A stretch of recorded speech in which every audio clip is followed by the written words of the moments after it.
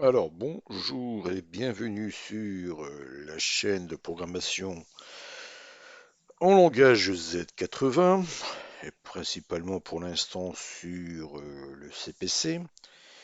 Alors donc on va poursuivre ce que nous avons vu la dernière fois. Alors je rappelle que la vidéo précédente on avait vu comment déclarer des variables, hein, donc des zones, une zone mémoire dans laquelle on peut ranger tout simplement des valeurs et que ces valeurs vont donc varier, hein, dont le nom variable selon des actions que nous allons faire, hein. On a également corrigé, hein, tout simplement par ce biais notre problématique que nous avions de test de touche clavier. Bon, maintenant ce que nous allons faire, parce que je rappelle le l'objectif, hein, de la vidéo précédente, hein, c'était d'afficher une box que vous voyez ici, d'accord, et de pouvoir la faire bouger. Bon, on avait dit à droite ou à gauche, qu'importe, on doit pouvoir la faire bouger sur l'écran, d'accord. Donc on devait revoir notre programmation de création d'une box, puisqu'on l'avait créée en dur, hein. On avait vu un peu comment créer une box, hein. On avait vu qu'il fallait simplement créer une ligne, passer à la ligne, créer une ligne, passer à la ligne, et faire ça X fois, hein, tout simplement, que nous avions deux lignes. D'accord? Alors ici, on a une petite particularité que je vais vous montrer au niveau graphique et que je vais vous expliquer ensuite dans le code. C'est que vous voyez, notre box a ce qu'on appelle euh, comment je veux dire ça? Je- un motif, hein. Donc, on a du vert, blanc, vert. Ensuite, on alterne vert, blanc. On alterne blanc, vert. On alterne. Voilà, vous voyez que à chaque ligne, on a une alternance de couleurs entre le blanc et le vert. D'accord? On a ça.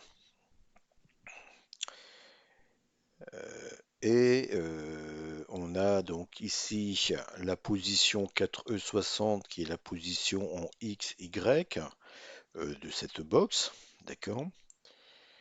Et on a calculé du coup par rapport à l'emplacement X, Y, l'emplacement de la mémoire vidéo qui est en C3, E7.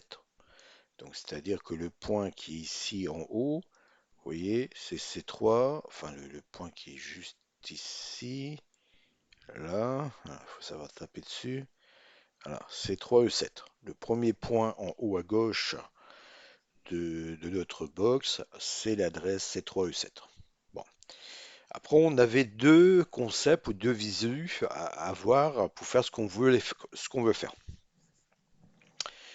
Soit on fait varier X et Y, et à chaque fois qu'on varie X et Y, on recalcule l'emplacement mémoire, hein. Donc si je vais faire bouger X de 1 ici, on recalcule l'emplacement mémoire.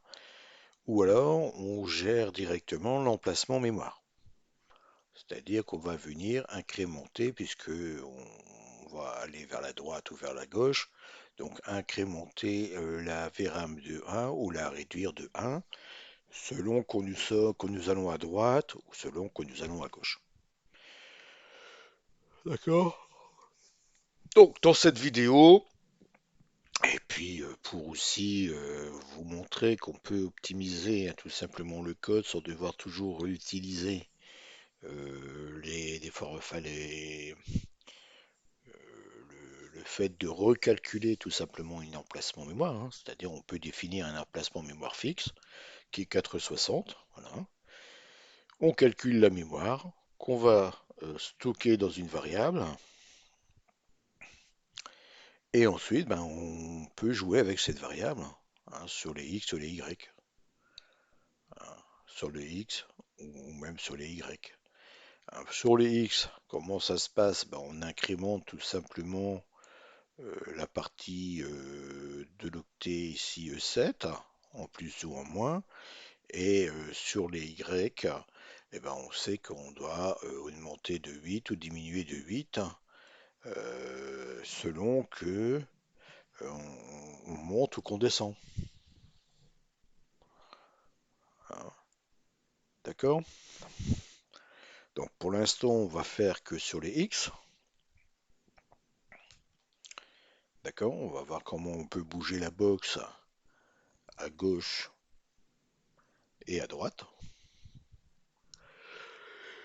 Et plus tard, la vidéo prochaine, on va voir comment on peut bouger la box vers le haut et vers le bas. D'accord? Ce qui donne, nous, dans le cadre de cette vidéo, ben, ce concept-ci. Hein. Si je vais donc ici cliquer la flèche de droite, je bouge. Vous voyez, ma box elle avance. Alors bien sûr, on n'a pas prévu l'effacement hein, de la box précédente, mais on voit que la box elle avance et que ici, notre X, E9, hein, du coup, là ici, si je passe, donc ça va faire EA. Si j'avance de un clic vers la droite, EA, B, C, D, etc. Et je peux également aller vers la gauche.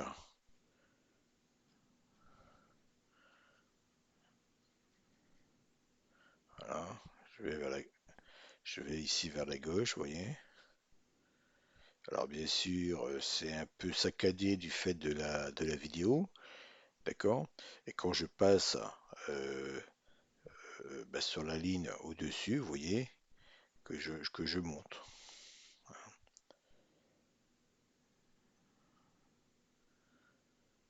Mais en allant de gauche à droite, d'accord? Bon, donc c'est ce qu'on va regarder aujourd'hui. On va voir comment créer donc notre box là, et puis voir comment j'ai créé les différents motifs, hein, puisque ça ce sont des créations. On va voir la table de lutte donc du coup pour la VRAM, hein, le petit programme pour pouvoir aller chercher la valeur par rapport à Y de l'adresse mémoire. Et, puis ça sort déjà pas mal. Hein. Bon. Allez, je coupe l'émulateur pour récupérer un peu de vitesse en mémoire. Je vais dans ma source, d'accord? Donc, ici,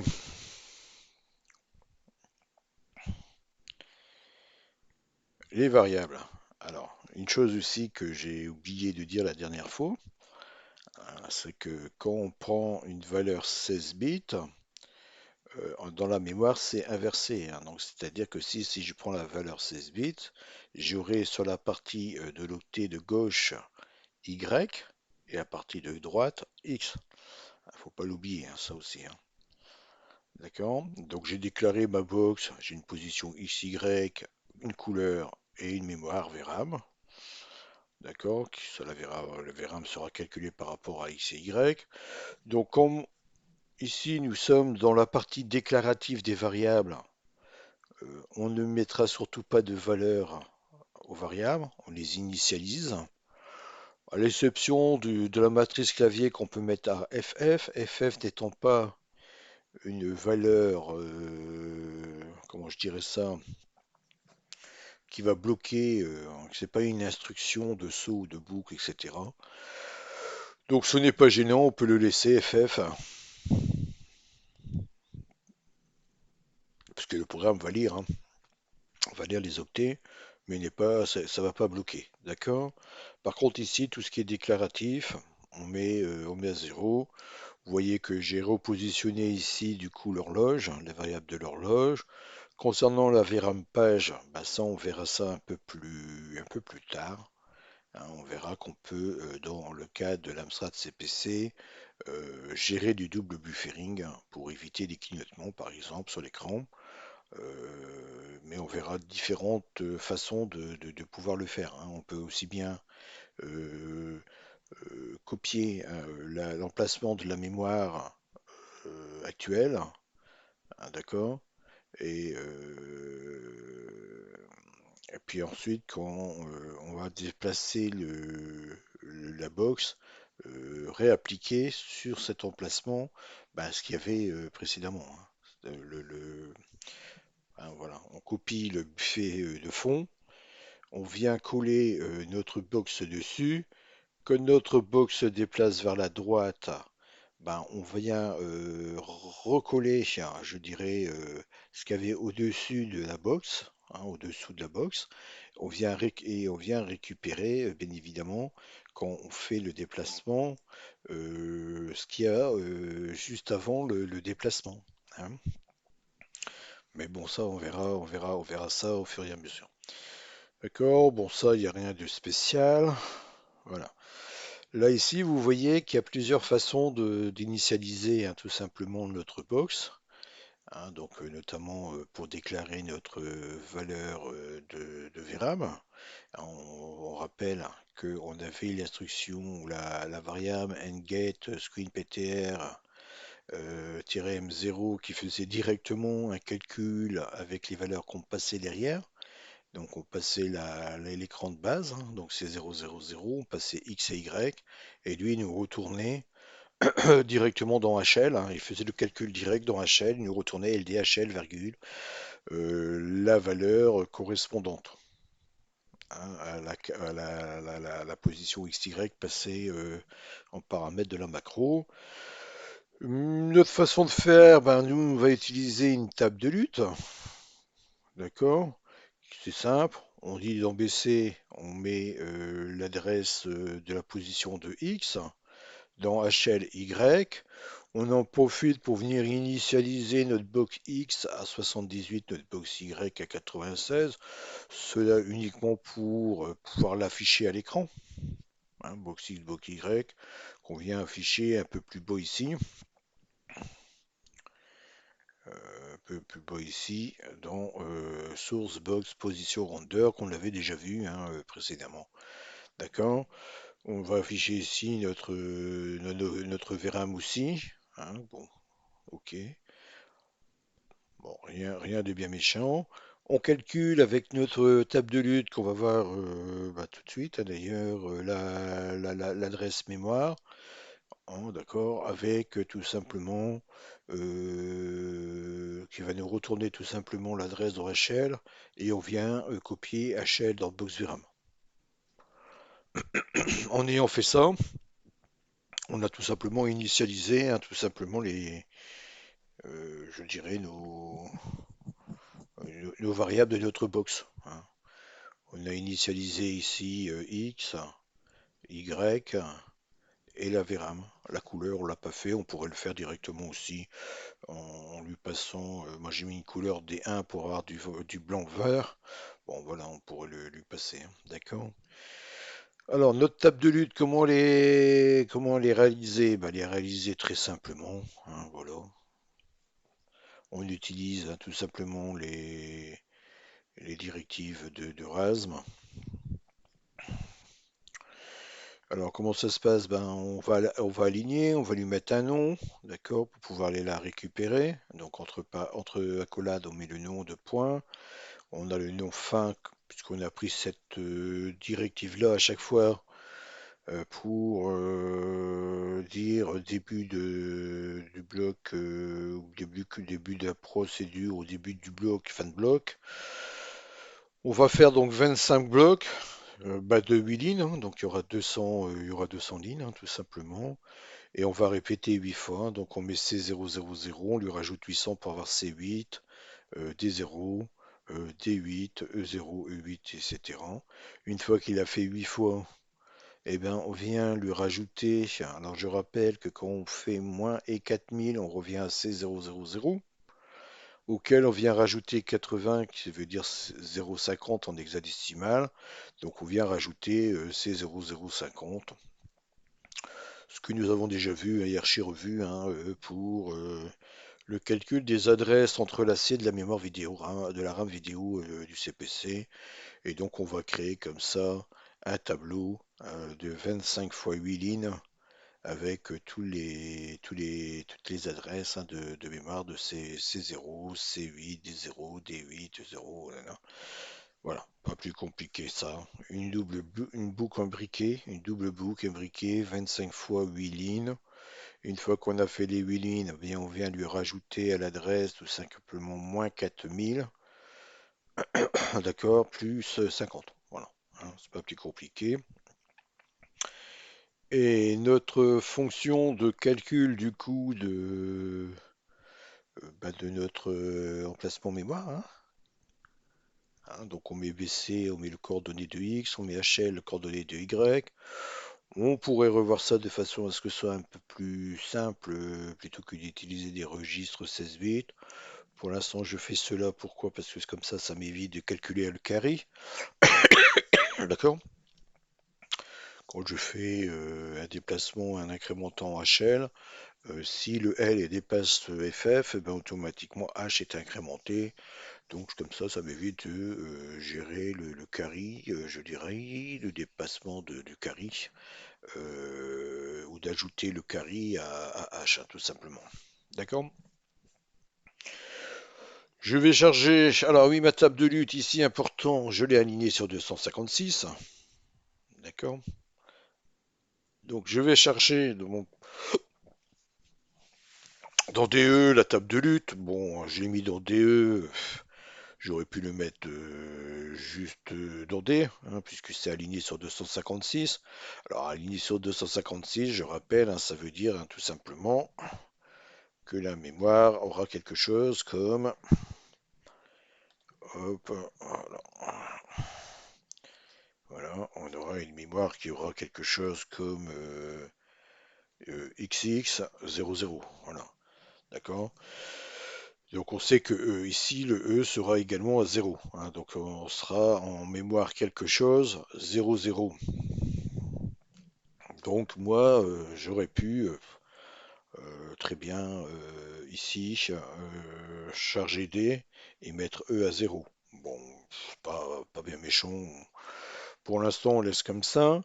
Alors, comme on est dans une table de bits, d'octets, hein, d'adresse mémoire, on est obligé de multiplier par 2, hein, puisque si je suis donc à l'emplacement 0, bah 0 fois 2, 0. Si je suis à l'emplacement 1, bah c'est le deuxième octet que je viens chercher, hein. Ah, je pense que ça, vous l'avez compris, hein. C'est-à-dire que là, si j'ai dans la mémoire, je vais mettre ça où? Je vais mettre ça ici, après j'effacerai, hein. Si j'ai point virgule, si je suis en 0, j'aurai donc C, 1, 2, 3, d'accord? C'est-à-dire qu'il y aura deux octets qui devra revenir récupérer. Donc ADD, donc ADD HL, virgule HL, donc 0, 0 fois 2, 0, donc je suis ici. Donc ensuite, j'aurai C8, donc C8 0, 0, en mémoire, hein. J'aurai C8, 0, 0. Donc pour l'emplacement de la ligne juste en dessous, hein. Donc si Y est égal à 1, je dois venir chercher C8, 0, 0, hein, ici, hein. Enfin, bon, en plus en mémoire, ça serait inversé, hein, ça serait 0, 0, c'est 0. Enfin, comprenez ce que je veux dire? C'est-à-dire que là, si je viens chercher dans HL, j'ai la hauteur 1, la ligne numéro 1, je dois la multiplier par 2, puisque je dois venir ici dans HL chercher 0, 1, 2. Donc je dois chercher C8, hein, je dois aller chercher C8. D'accord?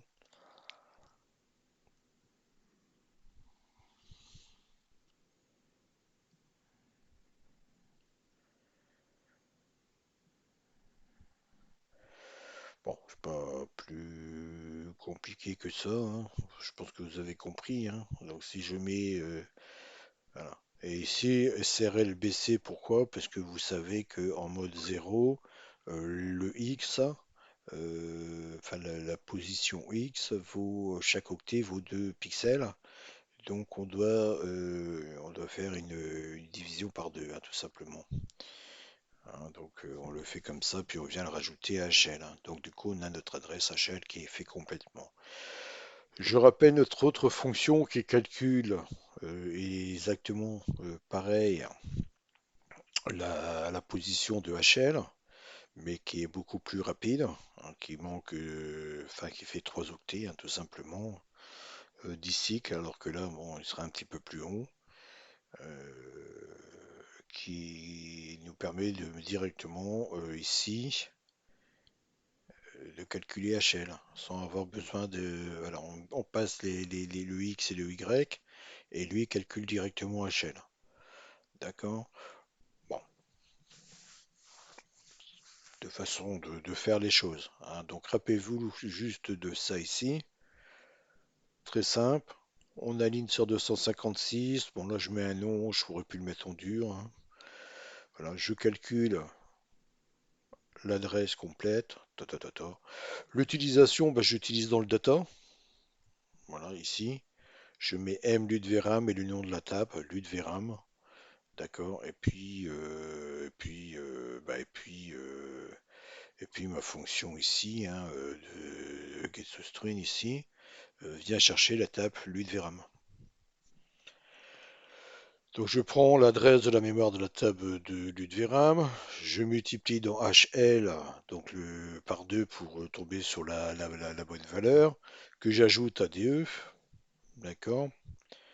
Donc HL sera bien égal à l'adresse mémoire de l'emplacement de, de ma mémoire, hein, tout simplement. Comme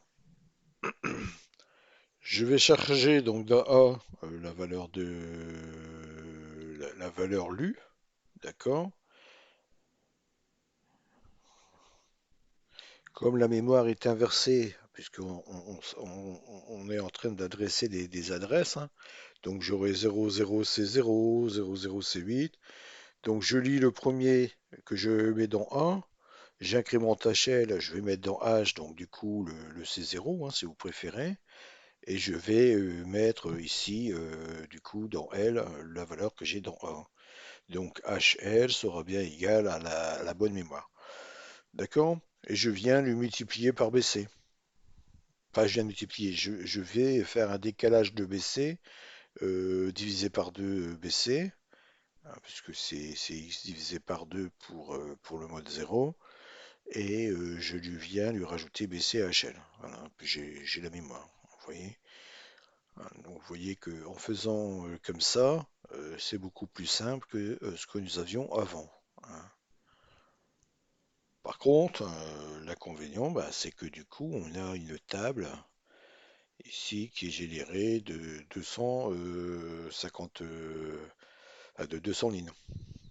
Hein, on a 200 lignes, 25 fois 8, ça fait 200 octets qui est pris par la mémoire, enfin dans le bloc mémoire de la VRAM. Bon, ceci étant fait, on a donc pu calculer ainsi l'emplacement de notre box. Ensuite, ça c'était la phase d'initialisation. On rentre dans notre boucle de jeu. D'accord? On teste si la touche escape est enfoncée. Non. On teste si la touche droite est enfoncée, la flèche droite est enfoncée. Non. On teste si la flèche gauche est enfoncée. Non. Si on a la variable debug qui est à 1, on va faire la mise à jour de l'horloge.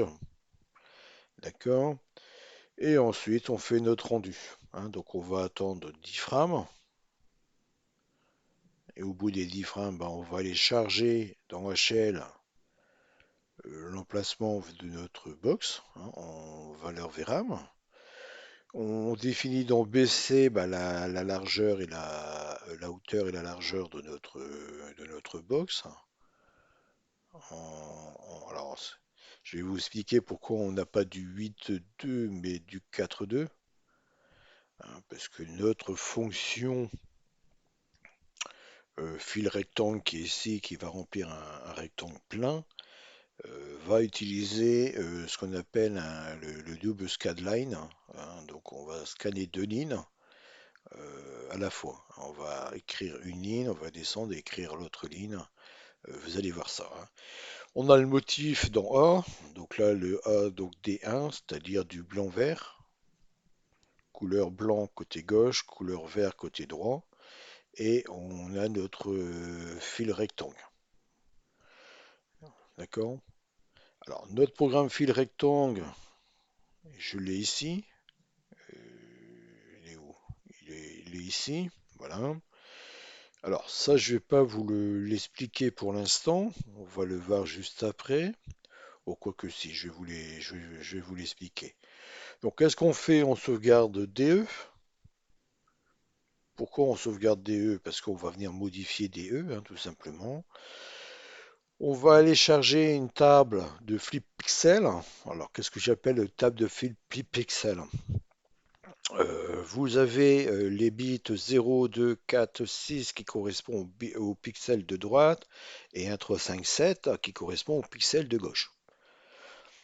Bon, maintenant, je vais faire un motif qui est première ligne vert, blanc, vert, blanc, vert, blanc, hein, et deuxième ligne, je vais faire l'inversion des deux pixels hein, dans mon octet. C'est-à-dire le pixel de droite va être le pixel de gauche et le pixel de gauche va être le pixel de droite. Donc j'ai précalculé une table. Enfin, j'ai précalculé, j'ai demandé à ChatGPT de me le faire pour pas me casser le cul, hein. Donc j'ai dit quoi à ChatGPT? Je lui ai dit, ben voilà, en Z80 CPC, 2 pixels en mode 0, pixel de droite bit 0246, pixel de gauche bit 1357. Euh, pour les valeurs de pixels de 0 à 255, crée-moi une table d'inversion, hein, tout simplement, entre les bits pairs et les bits impairs. Hein, 0, 2, 4, 6 et les bits impairs. Donc, inversé. Et des bits pairs au bits impairs, des bits impairs au bits pairs. Puis lui m'a généré, hein, vous verrez la table que je vais vous montrer juste après. Et je me sers de cette table tout simplement pour faire mon motif. Hein, d'accord? Le dessin de notre rectangle, bah, c'est pas très compliqué, hein. Dans BC, j'ai quoi? Bah, j'ai la hauteur et la largeur. D'accord? Donc je sauvegarde la hauteur et la largeur de ma box. Je sais que dans C, bah, j'ai la largeur, donc je mets LDB, C, je m'en fous puisque j'ai sauvegardé BC hein, ici, hein, d'accord? Et je lui dis donc du coup, tu m'affiches le motif. J'incrémente HL. Si B est différent de 0, je fais la petite boubouk. Hein, donc très rapide, d'accord? Et il va m'afficher, bon moi j'ai 2 pixels de large, donc il va m'afficher 4 pixels. Hein. J'ai 2 octets de large, donc 4 pixels. Je vais aller chercher dans ma table de conversion de mes pixels des bits, des bits pixels. Bon, enfin, j'ai mis des bits, mais c'est des pixels, hein, des bits des pixels, d'accord? Donc il va m'inverser le blanc et le vert, hein. Donc j'étais parti sur blanc-vert, j'aurais du vert-blanc, d'accord, que je mets dans A. Et maintenant je fais l'entrecroisé. Alors j'explique. Qu'est-ce que j'appelle l'entrecroisé? Là j'ai dessiné, comment je vais vous montrer ça? J'ai dessiné ma première ligne, donc je suis arrivé au bout. Alors je vais essayer d'ouvrir ça, mais j'ai pas envie que.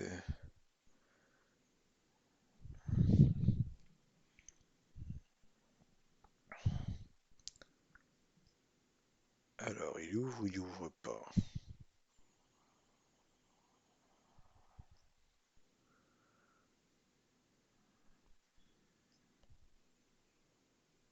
Non,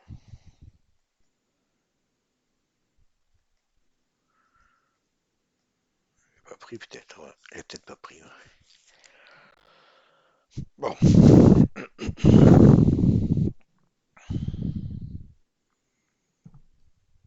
voilà.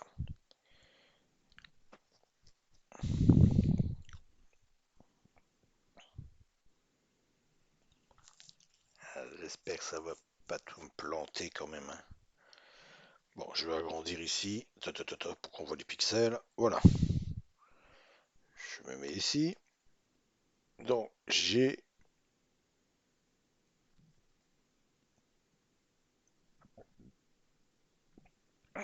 Voilà, c'est bien. Donc j'ai dessiné une, deux, trois, voilà. J'ai dessiné mes 4 pixels. D'accord? Donc j'ai dessiné blanc en vert, blanc, vert. Alors je devrais peut-être même... c'est celui-là, je crois, pour les couleurs, oui. Alors, donc je vais inverser ici, blanc et, et vert. Voilà. Donc je fais blanc. Ouais, ouais, mais mon fond il est pas noir. Ah, bon, alors attendez. Bon, on va dire que c'est bleu-vert. Allez, voilà. Donc bleu, vert, bleu, vert. Hein, le bleu étant le blanc sur l'image. D'accord? Donc j'ai dessiné mon premier octet, j'ai dessiné mon deuxième octet. D'accord? Je suis ici. Hein, je suis arrivé ici. Donc moi, ce que je veux faire, c'est descendre et inverser mes couleurs. C'est-à-dire d'avoir bleu, vert, bleu, vert. Donc on a vu notre, dans notre inversion de bits ici qu'on a inversé les couleurs des bits. On va voir ensuite la table, comment on l'a fait, d'accord? Mais je dois descendre, hein, c'est là, ici, je suis arrivé ici, je dois descendre d'une ligne. Nous savons que nous, pour descendre d'une ligne, bah, on doit rajouter 8 à H. C'est ce que nous avons vu à chaque fois. Hein. Pour descendre une ligne dans un bloc, on rajoute 8 à H. Donc pour pouvoir rajouter 8 à H, bah, il y a plusieurs façons de faire. Hein. Donc soit je fais comme j'ai fait ici, hein. LDA virgule H, j'additionne 8, LDH virgule A, il y a des DH et il y a des D38. Ou alors je viens directement positionner. Hein, je vous montre ça sur la calculatrice. Donc, en mettons que j'étais en mémoire en mémoire en hexadécimal en C0, hein, d'accord, tout en haut à gauche de l'écran pour l'exemple, hein, d'accord. Donc en binaire, ce qui donne bah, ça, d'accord.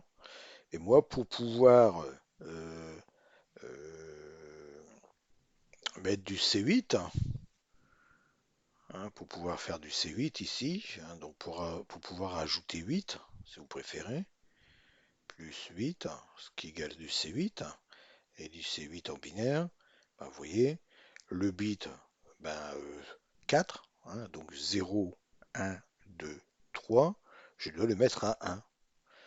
D'accord? Donc le fait de mettre le bit 0, 1, 2 et 3 à 1, c'est comme si que j'avais rajouté 8 à, à ma valeur, à ma valeur de C.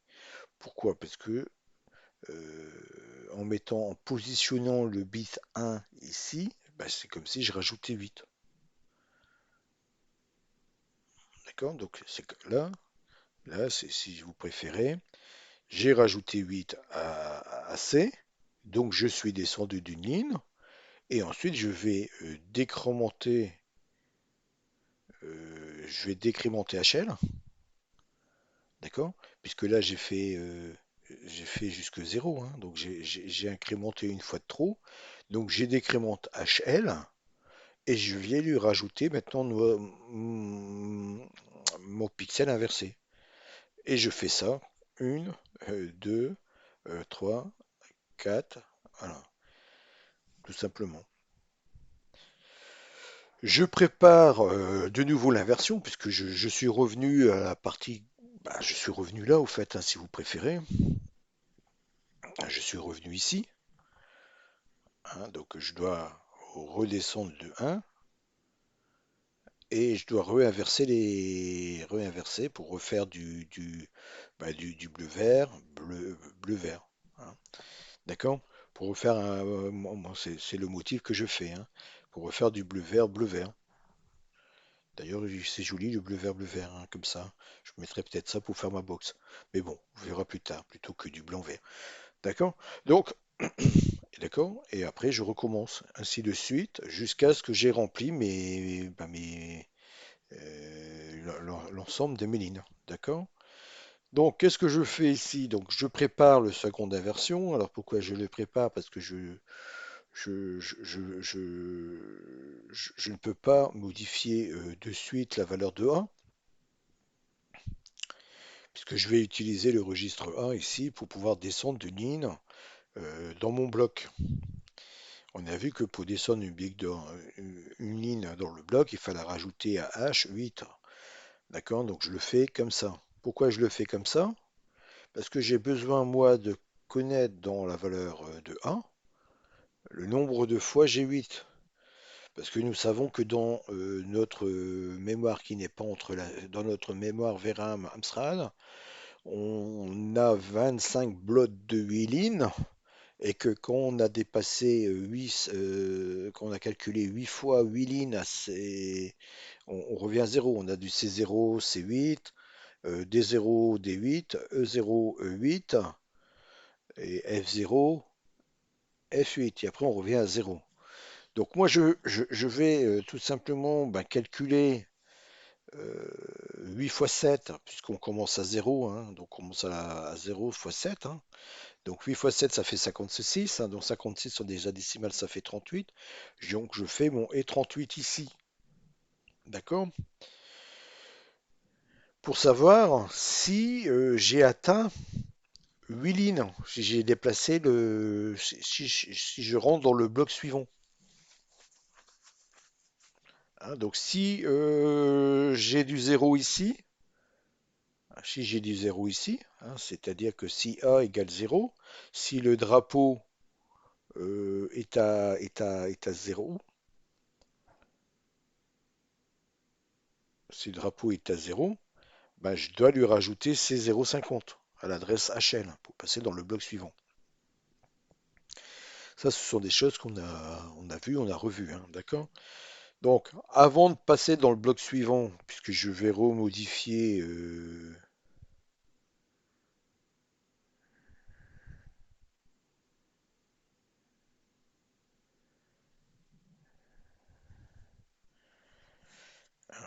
avant de rentrer, puisque là, comme je vais sortir, euh,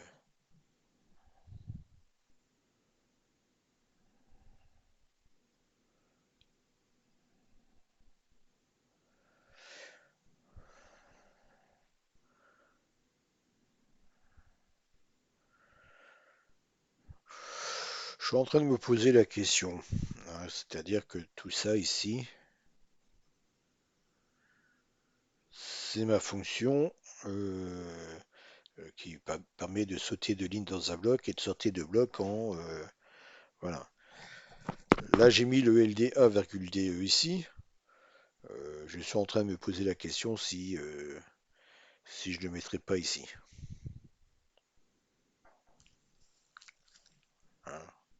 Donc, de façon à être un peu plus cohérent. Alors, je sais pas. Alors, je vais tester.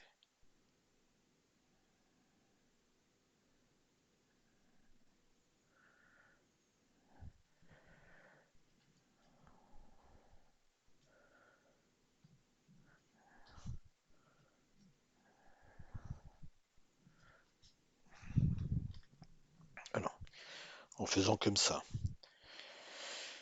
C'est-à-dire que tout ça ici, c'est quelque chose qu'on avait déjà, il me semble-t-il, créé dans Nextline, dans une macro. Je n'avais pas utilisé BC dans la macro, j'avais utilisé DE. Par contre, là, je suis obligé d'utiliser BC parce que DE, je m'en sers. Hein. Alors, attendez, je vais regarder si ça ne casse pas mon programme.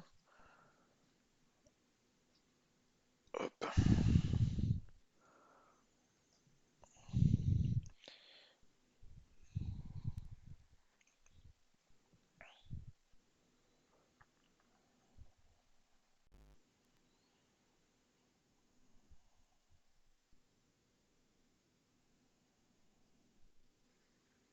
Non, ça casse pas le programme. Voilà, comme ça, c'est c'est nickel, gauche-droite, ça fonctionne. Non, voilà, comme ça c'est plus logique. Tout ce bloc ici qui est là, hop, là, tout ça c'est la descente d'une ligne, la descente d'un bloc. Ici j'ai le restore, là, je retransforme le motif. Ok, et là ici, je boucle hein, tout simplement pour repasser. Alors,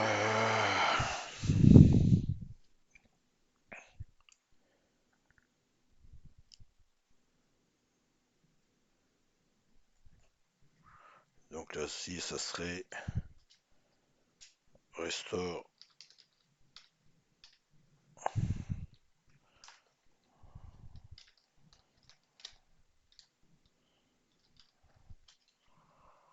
le motif.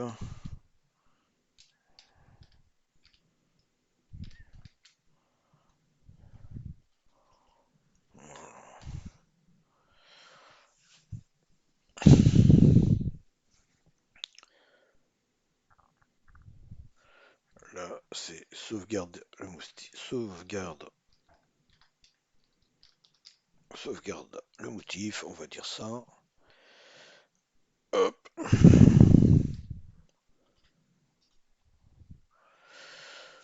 voilà, d'accord. Tout ce bloc-là, on l'avait déjà nous créé.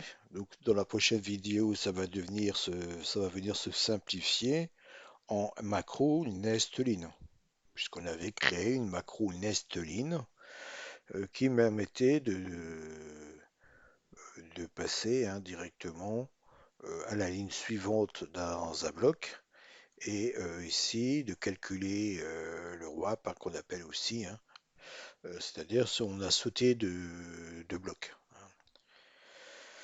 Si c'est le cas, ben si c'est égal à zéro, on n'est pas égal à nos zéros, donc on saute pas là, donc on fait ces deux lignes-là, et ces deux lignes-là permet.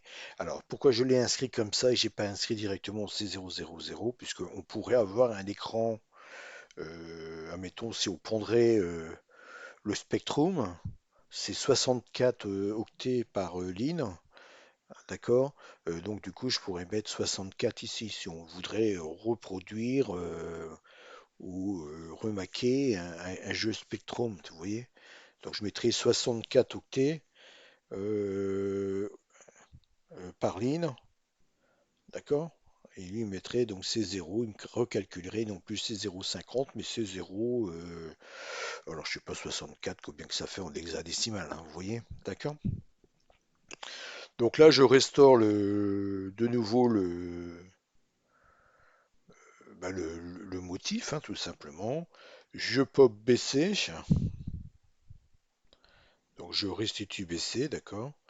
Je déduis ici des JNZ, je réduis B, c'est-à-dire la hauteur. D'accord? Donc j'ai réduit B, mais C est toujours la largeur. Et je recommence ici. Donc là, je re-sauvegarde la nouvelle hauteur, largeur. Donc ça sera B-1, C n'a pas changé. Et je refais la ligne du dessous. Enfin, par bloc de deux lignes. D'accord? D'où ici, d'où ici le 4 et pas le 8. Parce que c'est un Y en double ligne. D'accord? C'est-à-dire qu'on dessine à chaque fois deux lignes par passage, hein, deux boucles. 4 fois 2, 8. Hein. Ce qui permet également de simplifier tout ce calcul qui est ici. Hein. Tout ce calcul ici est simplifié du fait que on fait ici deux lignes. Hein. On dessine la première ligne, et puis après on dessine l'autre ligne, hein, tout simplement. Bon, alors la table d'inversion des pixels ici, eh ben, elle est précalculée ici, hein, tout simplement. Hein. Donc dans ChatGPT, vous lui dites tout simplement que vous travaillez en Z80 sur une machine en mode 0 sur CPC et que vous souhaitez donc inverser dans un octet les bits 0, 2, 4 et 6 par les bits 1, 3, 5, 7, et inversement, les bits 1, 3, 5, 7 par les bits 0, 2, 4, 6. Et lui, il va vous proposer un truc, vous lui dites merci de générer tout simplement la table correspondant. Et il va vous régénérer cette table-là. Voilà. Hein, donc quand on a du 0, hein, quand on a du 0, bah, c'est du 0. Hein. Quand on a du 1, bah, c'est du 2. Hein, puisque quand on a du 1, c'est le premier bit, donc 1 qui est à 1 et le 2 qui est à 0. On inverse les deux, bah, on voit que c'est du 2. D'accord? Le bit 2, bah, c'est du 1, forcément. Le bit 3, bah, c'est du 3, hein, puisqu'on a du 1, 2, puis on inverse le bit 1 et le bit 2, donc on a toujours du 1, 1. Du 1, 1, c'est du 3. Et ainsi de suite. Et nous, on voit que notre D1 ici, hein, moi j'avais regardé, ça fait du E2. Du D1, c'est du E2. Et le E2, ça fait du D1. Voilà, donc très simple. On a la possibilité de créer comme ça des motifs d'inversion de pixels, ce qui nous permet de faire des trucs jolis. Hein, donc ça c'est une, deux, trois. Voilà, ça nous ferait ça, hein, tout simplement. Hein. Hop, voilà. Ça nous ferait notre carré comme ça.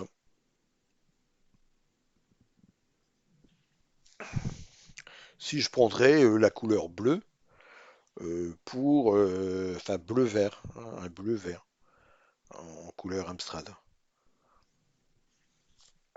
D'accord? Donc là, on a vu quoi? Ben, on a vu, ah oui, affiché HL, on l'avait pas vu, mais affiché HL, c'est affiché du coup l'autre box VRAM. Donc là, on se prend pas la tête, hein, on le positionne directement en calculant 61 plus une ligne. Alors, on passe à la ligne juste en dessous. 65, 61 en X. Voilà. On affiche le test boss VRAM. Bah, le test boss VRAM dans les datas, c'est ça, un test boss VRAM, c'est-à-dire qu'on y va afficher VRAM 2 points. Bon, d'accord. Et on va afficher ensuite box VRAM plus 1, d'accord. Pourquoi plus 1? Ben parce qu'on veut afficher le H, et comme dans la mémoire c'est une adresse, donc c'est inversé. Hein. Point fort et point faible sont inversés. Hein. Donc on va chercher Boxeram plus 1, puis on l'affiche. C'est-à-dire qu'on affiche le H du registre HL, hein, si vous préférez. Et après on va chercher Boxeram, puis on l'affiche. Voilà, un peu plus compliqué. Hein. D'accord. Et ensuite on reboucle. Ensuite, on rebook, donc on retourne à Gameloop, d'accord. Gameloop ici, et bien Gameloop, il fait le update, il attend qu'on presse une touche, d'accord. Et si on presse la touche droite ou la touche gauche, qu'est-ce qu'on fait? Eh bien, tout en bas, ici, vous voyez, j'ai deux fonctions, hein, j'ai créé deux fonctionnalités. Box write, d'accord. Qu'est-ce qu'il fait bah, box write? Eh bien, il vient lire la valeur bah, de la VRAM et on incrémente HL. Alors, c'est la façon la plus facile à faire, hein, tout simplement, parce que là, je gère directement le carry. Je gère directement le carry. C'est-à-dire que si L est égal à FF, il ne va pas passer à 0 tout seul. Il va incrémenter H et il va passer à 0. D'accord? Et je fais pareil pour le box leaf, hein, c'est-à-dire quand j'appuie sur la touche de gauche, et ben quand j'appuie sur la touche de gauche, et ben je décrémente HL. Voilà. C'est simple, il n'y a pas de problématique de recalcul, hein, tout simplement du carry flow si le L est dépassé. Hein. Bon, là, ça étant fait,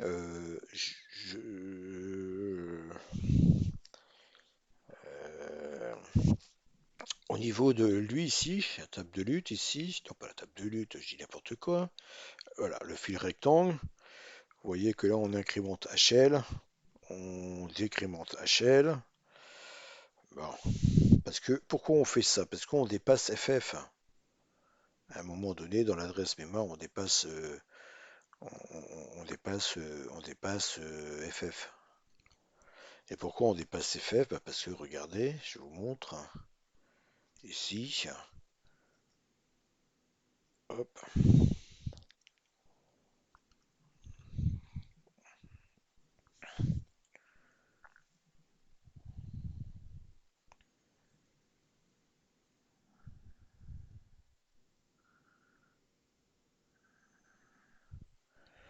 voyez, là on est à C3, E7.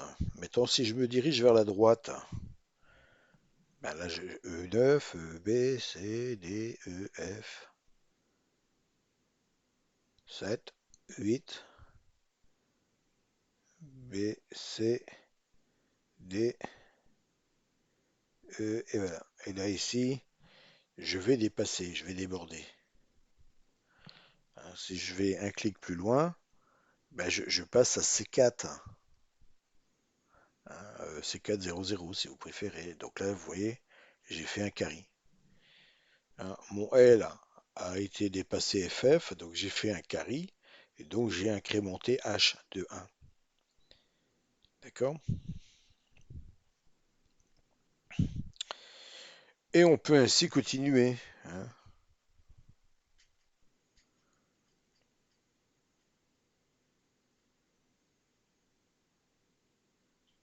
Voilà.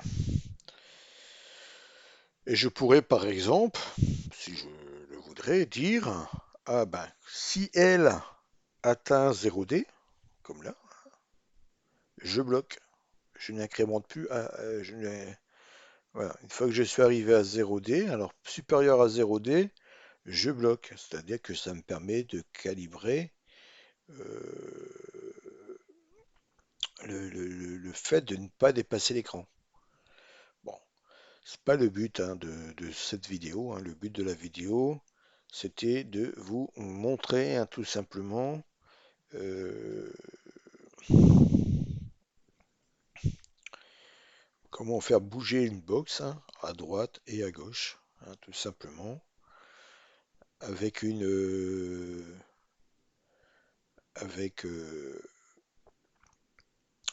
table de lutte hein, pour pouvoir détecter la ligne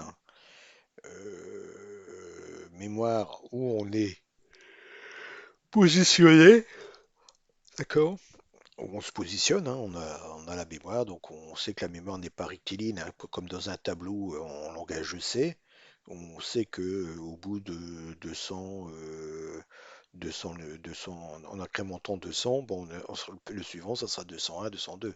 À un moment donné, nous, malheureusement, ben, à un moment donné, on passe plus, on saute hein, tout simplement on incrémente de C050.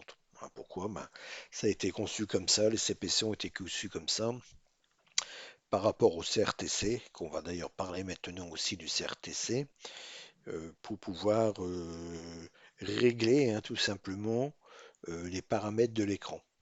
D'accord? Alors ça, je vais refermer, hein, puisque ça on a vu. On a vu la table de ligne, on a vu la table de pixels. Ok, donc ça, le data, je peux refermer.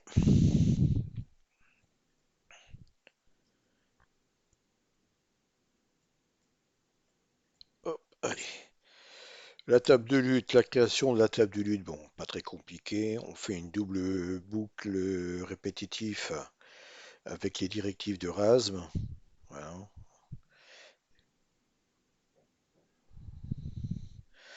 Et on crée un def-word, hein, adresse. Hein. Donc là, ne pas oublier, comme nous sommes sur du def-word, c'est du 00C0 qui va mettre et pas du C000. Bon, on pourra éventuellement voir si on peut pas simplifier, puisque du coup, on n'a pas besoin du 00 derrière. Hein. Nous, on calcule c'est 0, c'est 8. Si on peut simplifier, on simplifiera. Pour l'instant, on va au plus simple. Ça fonctionne comme ça. On verra par la suite. D'accord? Le fait de pouvoir récupérer dans la table de lutte, tout simplement ben, la bonne valeur de HL, hein, tout simplement. Ben, doit multiplier par 2, on rajoute à la table de DE, hein, l'adresse de DE. Bon, je pense que vous avez compris. On n'oublie pas de décaler, baisser d'un rang de bits vers la droite, hein, pour faire une division par 2.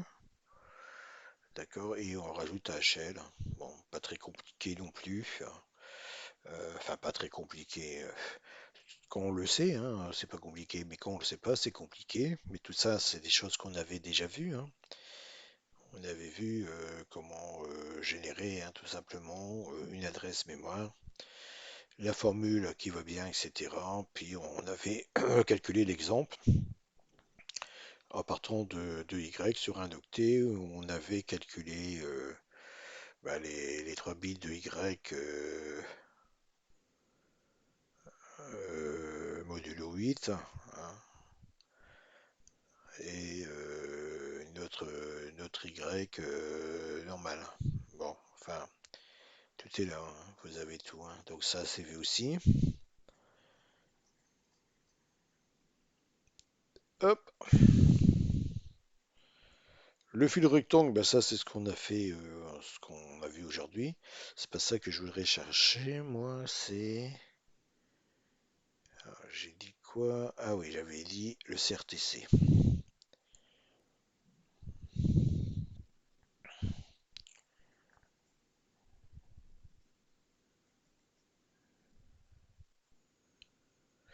Alors, avant d'aller chercher le CRTC, je vais vous recharger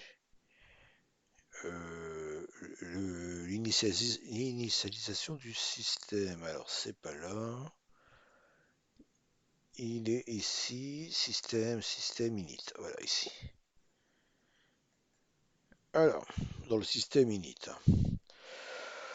Pour tout ça, on l'avait vu, hein, tout ça, on avait vu comment déclarer le mode 0 avec la ROM off, hein, le chargement de la palette de couleurs, c'est ici.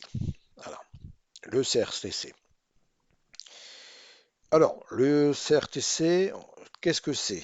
Le CRTC, c'est un nombre de registres qui va permettre de donner des informations au getter web pour qu'il gère l'écran. On a la possibilité de lui dire, par exemple, eh ben, tu vas gérer 40 caractères sur l'horizontale, tu vas me faire le, le hash synchro, hein, tu vas me détecter la synchronisation horizontale à partir du 46e caractère. On va définir le nombre de blocs qu'il y a sur l'écran, d'accord? Et également définir quand tu vas nous faire ta V-synchro. Vous savez, quand nous on fait la demande de détection du bit 0 pour détecter si la synchronisation s'est faite, et ben le bit 0 il passe à 1 tous les 30 euh, tous les 30 blocs, là, si vous préférez. D'accord? Donc on a le registre 1 et le registre 2, hein. Donc on va voir après comment il fait ce CRTC pair. C'est-à-dire que lui, il va prendre, donc on met donc BC pour dire on va modifier. On va modifier ou sélectionner, hein, qu'importe, hein, le registre 1, et on lui passe ici deux valeurs, 28 pour 40, c'est-à-dire les 40 caractères, mais nous on sait qu'en mode 0, ben, on a 80, on multiplie par 2, hein, donc on a 80 octets en mode 0, d'accord. Le 2E, ben, c'est la synchronisation, c'est-à-dire c'est les valeurs par défaut, hein, que je vous mets là, hein. Regardez, je vais vous montrer. Je vais pas chercher midi à 14 heures, hein, c'est les valeurs par défaut que je réinitialise. euh, En cas où le CPC aurait eu un programme avant qui n'est pas réinitialisé, hein. Vous voyez, là, l'émulateur est lancé. Quand vous allez dans Extra, vous avez CRTC ici, registre. Oui, voilà. Donc moi, je ne m'embête pas, hein. Euh, Ici, 28 de E, hein, 28, R1, 2E, R2. Voilà. Je passe sur le registre 6, 19, un E, d'accord? Et ensuite ici pour pouvoir détecter le mode screen, hein, c'est-à-dire si on est l'adresse de la VRAM, c'est les registres 12 et 13. Donc registre 12 30 00 et 30 00, ça correspond à l'adresse mémoire C000. C000. Mémoire haute 30 00. Ça serait important de le retenir, puisque si je prends ici, hop, si je mets ici hexadécimal, allez, oh là là, allez, ah là là, 30, allez, il faut qu'il avance, hein. En décimale, bah, ça fait 48, mais ça fait passer 00, hein. Et on est d'accord, hein. Mais c'est comme ça que c'est fait. Donc 30 correspond à ces 0 et donc le registre 13, je mets 00, donc ça nous fait du C000. Bon, on verra ça un petit peu plus tard. Donc du coup, le CRTC perd dans include ici. C'est pas bien compliqué. C'est dans le système et on a le CRTC ici. Et où il est là? Voilà, on a la fonction CRTC pair qui est ici. Bon, c'est pas bien compliqué, hein. On le verra un peu plus précisément euh, dans la vidéo, je pense un peu la vidéo suivante. On va voir un peu le CRTC de façon à pouvoir gérer le double buffet et éviter beaucoup de choses. Alors ici, par contre, pourquoi baisser en petit? Non, c'est baisser en grand. Voilà. Bon, voilà, donc c'est pas compliqué, hein, on explique un peu ici, hein. Écrit deux registres CRTC consécutifs, permet de programmer rapidement une paire de registres du CRTC, d'accord. Donc on met d'entrée BC, C numéro de registre CRTC, D valeur du registre du premier registre, E valeur du registre suivant, d'accord. Utilisation BC0C pour registre 12, donc DE 3000. On lance la macro, puis en fait on a dans le CRTC registre C D, registre C plus 1 E, hein. Bon, voilà, donc c'est pas plus compliqué que ça, hein. Bon, ça vous comprenez maintenant, enfin je l'espère, hein. On vient chercher le port, hein. Donc là nous, le port c'est du C. On incrémente B, on ouvre C virgule D, on décrémente B puisqu'on l'a incrémenté ici, on incrémente C, et voilà, hein, c'est pas plus compliqué que ça. J'ai mis ici la signification de tous les registres, hein, donc le R0, au display 40 caractères affichés, en mode 0 c'est 80 caractères, la position de synchronisation horizontale, la largeur de la synchro, hein, donc H synchro plus V synchro, vertical total, ajustement total, vertical display, vertical synchronisation position, l'interlacement, le maximum de raster à l'adresse, la position du curseur, la fin du curseur, la mémoire, ici, R12. D'ailleurs, pourquoi j'ai mis 30, 48 là? Ah oui, parce que c'est 30, oui, là c'est les valeurs en décimales, hein. D'accord, hein, donc c'est 38 en hexadécimal, puis etc, hein. L'adresse du curseur en haut, l'adresse du curseur bas. Bon, voilà. D'accord? Voilà, vous avez tous les registres. On y reviendra dans la vidéo précédente pour pouvoir expliquer un peu plus en détail comment cela fonctionne. D'accord? Et on va voir. Ah, donc c'est une macro, hein, que j'ai appelée macro CRTC pair. D'accord? Voilà. Petit, c'est pas beaucoup de mémoire, mais qui est très intéressant pour pouvoir gérer ce que j'appellerais moi le double bluffering. D'accord? Donc tout ça ici, bah, tout ça maintenant ça fonctionne, hein, d'accord. Et dans la vidéo donc précédente, suivante, on va parler du CRTC, du contrôleur du tube cathodique, puisque c'est également le CRTC qui permet de faire, je dirais, des ondulations, permet de faire un balayage de l'écran, des scrollings, horizontal ou vertical. D'accord? Bon, et on mettra un peu d'ordre aussi dans tout ça. Je créerai ici box-veram render. Je mettrai ça dedans. Voilà, hop. Parce que ça a été vu. Je pourrais également créer ici, mais ça, je vais le laisser pour l'instant comme ça. Ah oui, mais alors, attention, hein. On a le CRTC à voir, mais avant de voir le CRTC, on a le déplacement.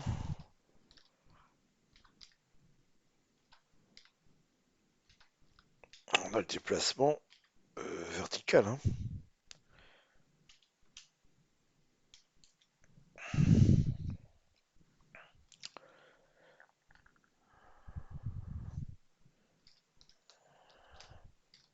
Box, hein, de la box.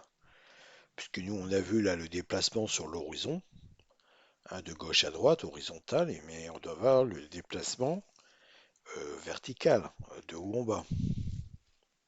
Pas l'oublier, hein, celle-ci, hein, de notre box. D'accord? Et on va parler du CRTC également, comme je disais, du contrôleur du tube cathodique, qui va nous permettre de, par exemple, si on veut faire un shoot 'em up, en règle générale, on réduit la largeur de l'écran, hein, tout simplement, à gauche et à droite, de façon à avoir une sorte de couloir vertical, d'accord? Ce qui permet de gagner en vitesse, hein, c'est-à-dire qu'on a moins de calculs à faire, hein, pour calculer les positions euh, des éléments, hein, d'accord? Et pareil, on va voir ensuite comment optimiser tout simplement nos différentes fonctionnalités. Euh, Peut-être pour le générer dans une fenêtre de 64 octets de large, puisque 64 octets de large, hein, ici, si je prends 64 de large,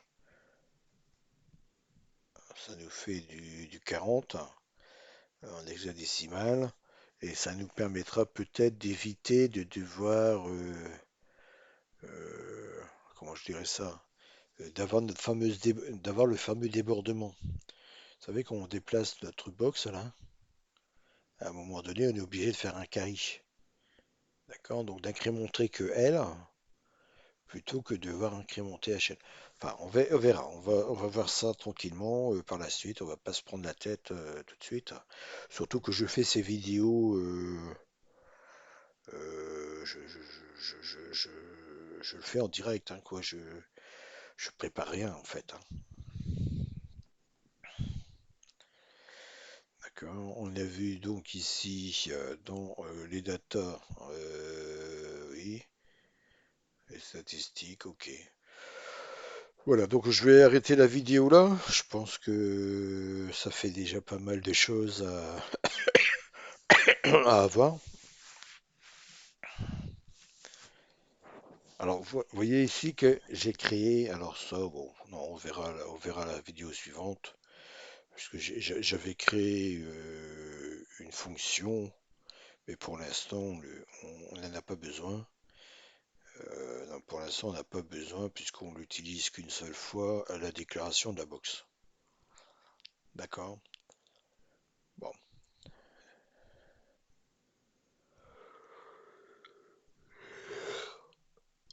ok. Bon, bah, je pense qu'on va arrêter là. Donc, si cette vidéo vous a plu, likez et abonnez-vous. Abonnez-vous quoi qu'il en soit. Si vous voulez me faire plaisir, plus qu'il y aura d'abonnements et mieux cette chaîne se portera. Si vous avez des questions, ben, posez-les en commentaire, hein. Je me ferai un plaisir d'y répondre, hein, tout simplement. Et puis je vous dis donc à la vidéo prochaine et partagez cette vidéo aux personnes, hein, qui sont intéressées à la programmation Z80. Ce que nous voyons ici, nous le voyons également pour les Game Boy et pour le Spectrum, hein. C'est pareil, hein. Le Z80 est également programmé sur ces consoles, hein. Bon, allez, un bon week-end et je vous dis à la vidéo prochaine. Au revoir.